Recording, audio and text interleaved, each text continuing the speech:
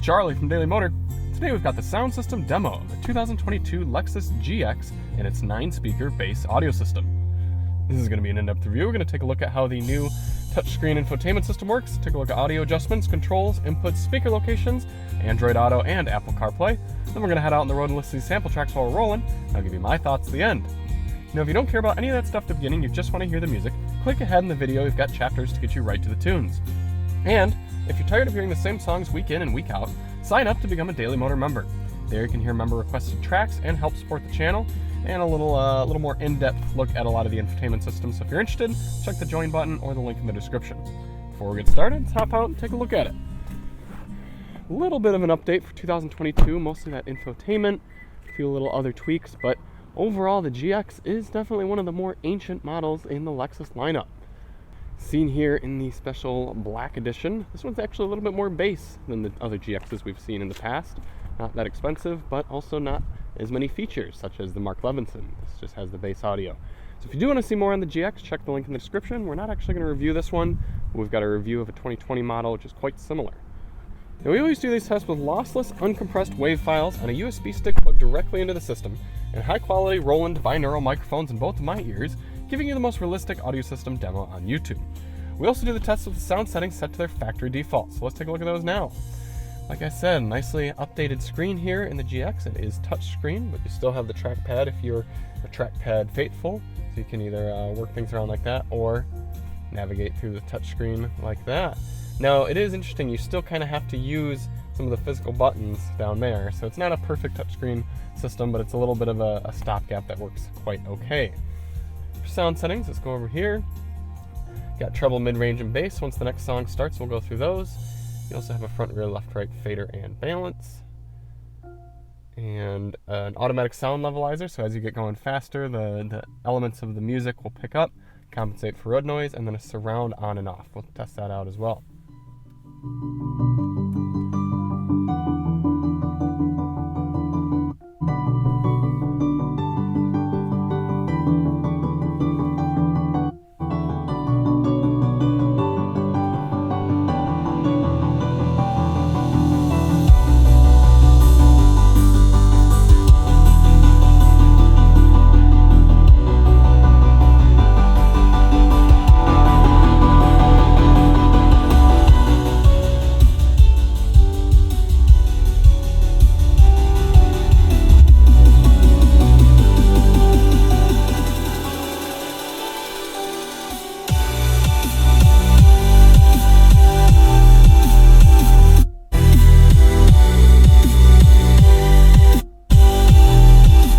As you can see, a pretty dramatic amount of adjustment in all of those right there.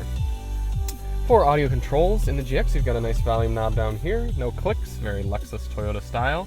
And you've got volume on the left side of the wheel.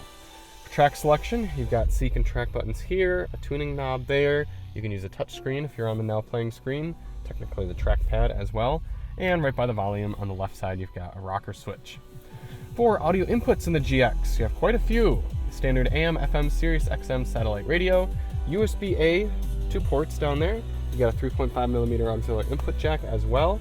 Bluetooth, Android Auto, and Apple CarPlay support, but only wired. And something you barely see anymore, a disc player. What does that mean you're missing? Well, no USB Type-C ports and no wireless CarPlay or Android Auto. So it would be nice to see those, but given the ancientness of the current GX, not too surprising. Speaker locations, as I said, this is the 9-speaker system. Starting in the bottom left, you've got door woofer, 1, and then kind of a mid-range there, 2, tweeter 3, center 4, 5, 6, 7. And in the back, just 2 woofers, 8 and 9. This might actually kind of be mid-rangers, kind of mid-range woofers there. Apple CarPlay and Android Auto. Let's do CarPlay first. Now, even though there are 2 USB ports, when I plug in my Apple CarPlay, the USB is going to actually stop working. So yes, there are 2 ports, but that can't actually use 2 data ports at the same time.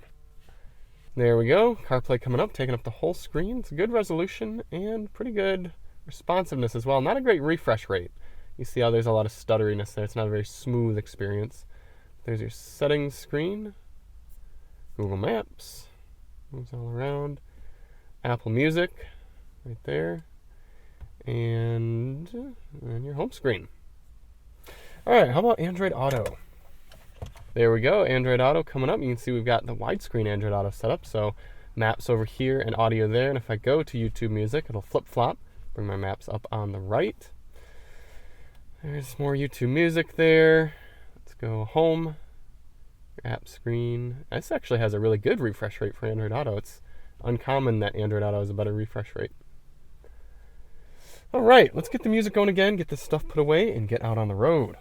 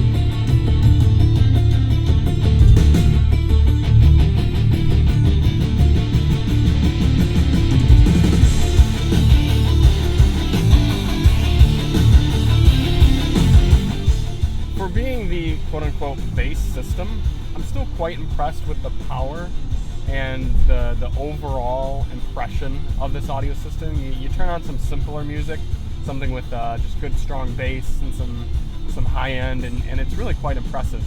You do notice the mid ranges are hollow, and there's I've been kind of having trouble really figuring out how to enunciate it. The reproduction of the sounds just aren't as perfect and crisp and impressive as something like the Mark Levinson in this car. And it really means something, because the Mark Levinson in the GX is one of my favorite sound systems I've ever tested. So this one is still pretty good, but it's not nearly in the same league as that one. For the next song, we'll turn the bass all the way up, see what happens.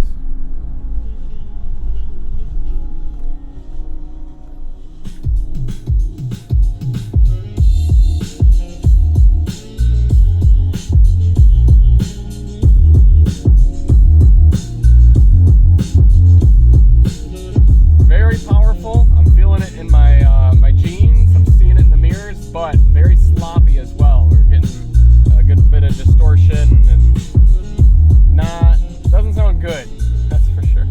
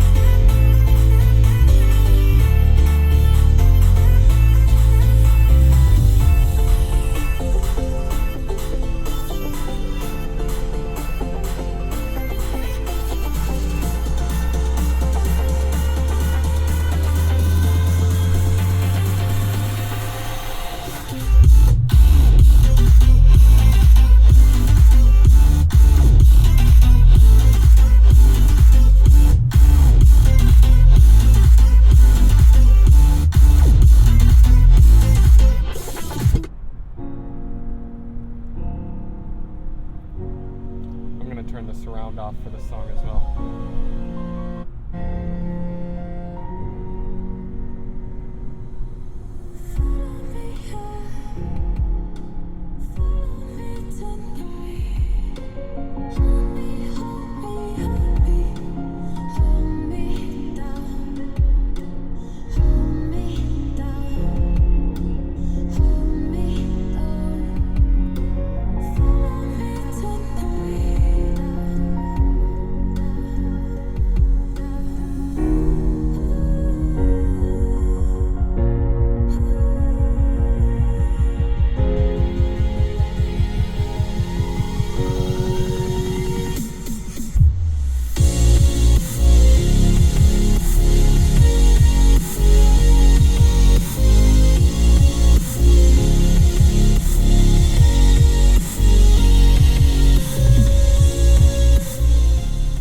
My thoughts on the bass 9-speaker premium audio system here in the 2022 Lexus GX 460. I think most people who are not real audio snobs or audiophiles or whatever you want to call yourselves, who place a very high importance on their car's sound system, most people are going to be plenty fine with this. It sounds really good across a lot of different sounds, and it doesn't sound awful by any means. Now, again, like I said, the Mark Levinson system is one of the best on the market. So if you do care about sound quality, I would highly recommend optioning that for your GX. It's going to make a big difference, and you're going to get one of the best sound experiences that exists. So I would be giving this about a B, maybe a B+. It's close to an A. I do think it sounds a little bit better with surround off. I'm sorry I didn't do a little bit more testing with that off, but it's very close. It's lacking that wow factor and that, like I said, that studio level of reproduction that really brings your music to life. It just sounds impressive, especially for the simpler sort of music. So thank you all so much for watching. Oh, I should also point out, big plus to finally having a touchscreen with Android Auto and Apple CarPlay. That goes a long way at making this vehicle at least feel competent here in the 21st century. So thank you all so much for watching. If you want to see more on the GX, check the links in the description, and we'll see you on the next one. I'm Charlie from Daily Motor, and as always,